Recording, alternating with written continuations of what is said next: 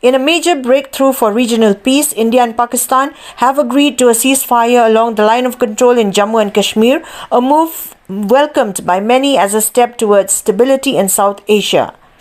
The ceasefire announced jointly by the military authorities of both nations comes after high-level talks between the Directors General of Military Operations or DGMOs earlier this week. In a joint statement, the two sides agreed to strictly observe the 2003 ceasefire understanding, aiming to reduce tensions and avoid further civilian casualties along the volatile border.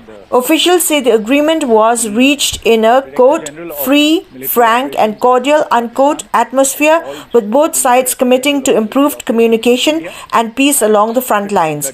While the guns may fall silent, at least for now, experts caution that sustained diplomacy will be the real key to lasting peace.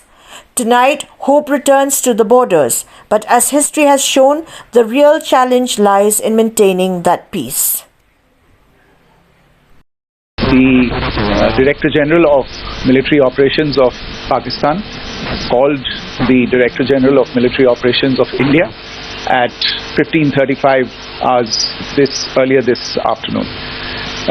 It was agreed between them that both sides would stop all firing and military action on land and in the air and sea with effect from 1700 hours Indian Standard Time today.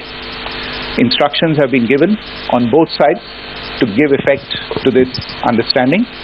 The Directors General of Military Operations will talk again on the 12th of May at 1200 hours.